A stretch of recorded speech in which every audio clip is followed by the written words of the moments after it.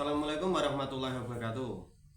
Perkenalkan, nama saya Dwiki Widiantoro, NIM 0016, Prodi Akidah Filsafat Islam, Akidah dan Filsafat Islam, Fakultas Usuluddin Adab dan Humaniora, Universitas Islam Negeri Salatiga.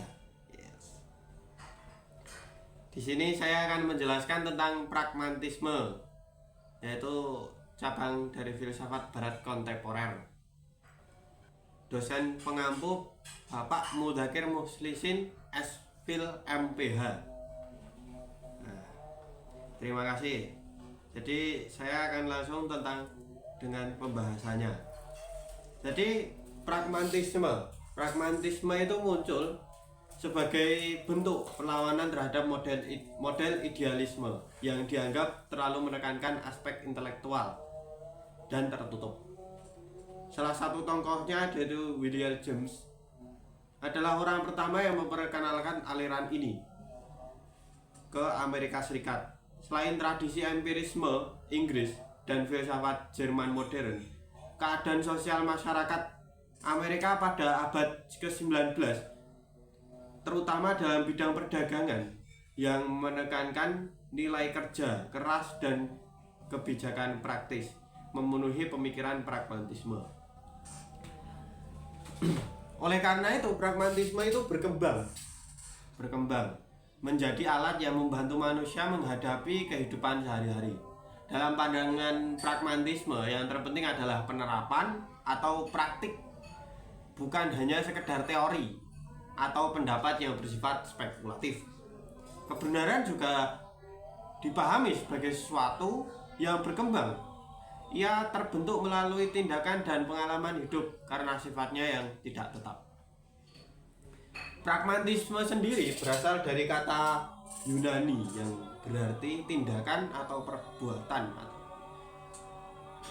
Kata Yunani pragma yang berarti tindakan atau perbuatan.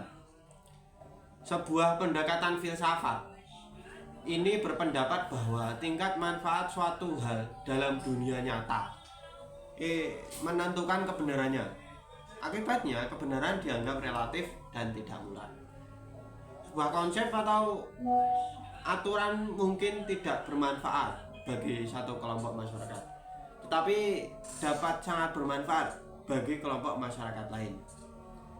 Jadi pragmatisme itu juga menerima segala sesuatu selama hal tersebut membawa dampak positif atau memberikan manfaat. Fokus utama aliran ini adalah pada manfaat praktis dari suatu pengetahuan, bukan daripada kebenaran objektifnya, tetapi pragmatisme itu menilai kebenaran melalui hasil atau konsekuensi dari penerapan pengetahuan tersebut.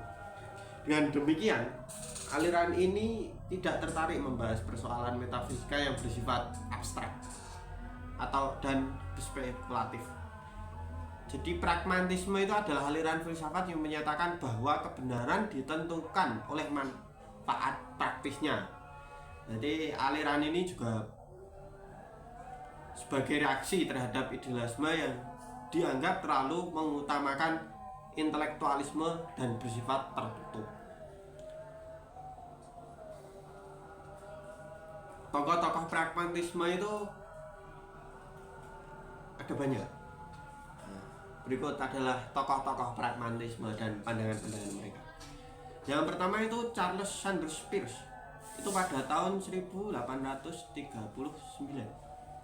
Peirce berpendapat bahwa sesuatu dapat disebut praktis apabila memiliki pengaruh nyata dalam kehidupannya.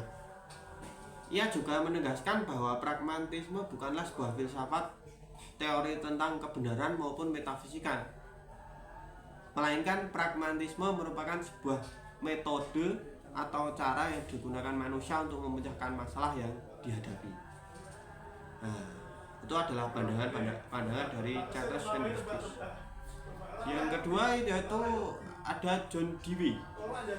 Dewey memandang filsafat sebagai alat untuk memperbaiki kehidupan manusia dan lingkungannya, serta mengatur cara hidup manusia secara lebih baik.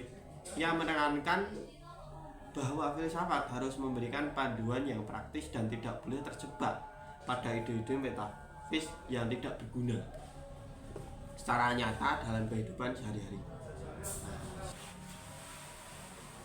Kemudian selanjutnya yaitu konsep-konsep pragmatisme. Konsep-konsep pragmatisme itu yang pertama adalah kebenaran berdasarkan manfaat praktis. Jadi pragmatisme itu berpandangan bahwa kebenaran suatu ide itu tergantung pada sejauh mana ide itu berguna dalam kehidupan nyata.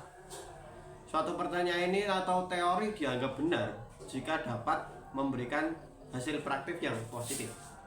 Selanjutnya yaitu pengalaman sebagai dasar pengetahuan. Pengalaman itu menjadi unsur utama dalam membentuk pengetahuan. Pikiran manusia bukan untuk merenung semata, tetapi sebagai alat untuk beradaptasi dengan lingkungan dan mengembangkan kehidupan praktis. Yang selanjutnya yaitu penekanan pada praktik atau tindakan. Pragmatisme lebih menekankan pada tindakan nyata dalam konsep atau teori yang bersifat spekulatif. Inti dari filsafat pragmatisme adalah bertindak, bukan berpikir secara abstrak. Jadi lebih mengutamakan tindakan daripada omongan atau pikiran saja. Selanjutnya yaitu relativitas kebenaran. Pragmatisme menolak kebenaran yang bersifat absolut dan universal.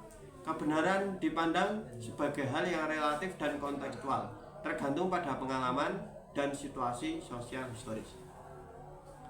Kemudian yang selanjutnya adalah filsafat sebagai instrumen. Mengembangkan konsep instrumentalisme yang berarti filsafat adalah alat untuk memecahkan persoalan manusia dalam kehidupan sehari-hari. Kemudian yang terakhir adalah konsekuensi sebagai uji kebenaran. Nah, jadi setiap ide atau teori diuji melalui konsekuensi praktisnya. Bila konsekuensinya positif, akan memberikan dampak positif pula, maka ide tersebut dianggap benar. Nah, pragmatisme itu juga menguji gagasan melalui konsekuensinya, bukan sekedar asumsi logis atau ide yang metafisik. Yang selanjutnya adalah implementasi pragmatisme. Nah, implementasinya itu dalam pendidikan menjadi populer dalam mengembangkan teori pendidikan progresif yang berakar pada pragmatisme. Menurutnya, pendidikan seharusnya tidak hanya bersifat teoritis, tetapi harus melibatkan siswa secara aktif dalam kegiatan praktik seperti proyek, diskusi kelompok, dan pembelajaran berbasis pengalaman. Tujuannya yaitu untuk membantu siswa menjadi pemecah masalah yang aktif dan kreatif. Pendekatan pembelajaran berbasis proyek dalam kurikulum merdeka mencerminkan semangat pragmatisme dalam sistem pendidikan di Indonesia. Nah, jadi di Indonesia itu sudah menerapkan teori pragmatisme itu di kurikulum merdeka, di mana ada proyek dalam kurikulumnya.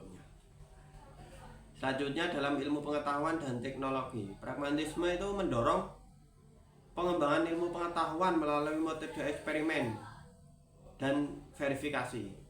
Teori dianggap valid jika dapat diuji dan menghasilkan manfaat praktis. Dengan demikian, pendekatannya itu pragmatisme sangat relevan dalam riset-riset ilmiah dan rekayasa teknologi. Nah, selanjutnya dalam kehidupan sosial dan politik. Dalam ranah sosial, pragmatisme itu terlibat dalam penerapan kebijakan publik yang berdasarkan evaluasi manfaat. Keputusan politik yang baik adalah yang mampu memberikan solusi konkret terhadap masalah sosial, bukan sekedar retorika ideologis. Pendekatan ini juga sejalan dengan manajemen bisnis dan data dan hasil observasi. Nah, jadi pragmatisme itu merupakan aliran filsafat yang menemukan nilai kegunaan praktis dalam tokoh tolak ukur kebenaran suatu ide atau pemikiran.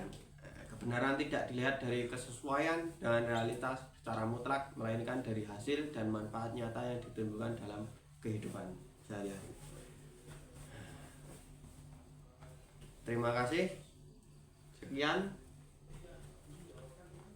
presentasi dari saya. Bila ada salah tutur kata ataupun tindakan, mohon maaf sebesar-besarnya. Terima kasih. Wassalamualaikum warahmatullahi wabarakatuh.